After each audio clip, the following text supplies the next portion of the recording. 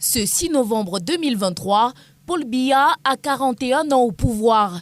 Une longévité record qui a un impact sur le niveau d'enracinement de la démocratie au Cameroun. Pour mieux l'évaluer, 5 critères sont mis à contribution. D'abord, la séparation des pouvoirs. Si le régime de Yaoundé est considéré comme présidentialiste, il n'en demeure pas moins que le vent du renouveau a fait bouger les lignes, tant au niveau de l'expression de la souveraineté du peuple, de la coexistence des partis politiques que des élections. Les années 90, avec la montée en puissance du SDF et tous ces partis, il y a eu comme une démultiplication des partis politiques et la démocratie.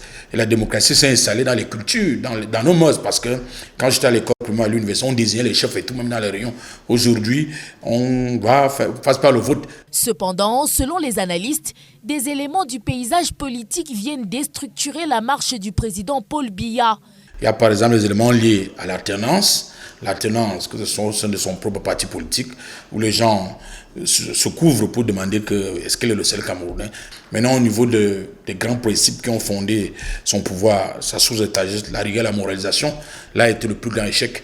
L'article 66 de la Constitution du Cameroun qui demande que les gens qui gèrent le bien public déclarent leur bien n'a pas été appliqué. Des échecs dont les symptômes sont, entre autres, les réseaux de corruption et de détournement qui gangrènent l'administration, des infrastructures en décrépitude et le bien-être des Camerounais qui a pris cher. Au chapitre des entraves aux droits de l'homme et des libertés, la critique ne tarit pas. Les manifestations sont systématiquement interdites quand il s'agit de l'opposition.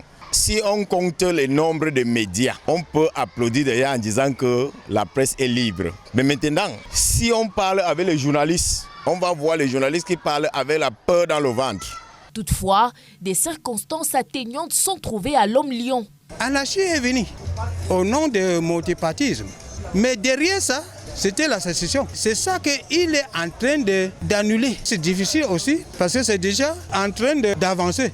Alors qu'une nouvelle présidentielle pointe à l'horizon en 2025 et que la transition taraude les esprits, les experts s'accordent à dire que les voies démocratiques et légales restent la seule issue pour éviter le point de rupture.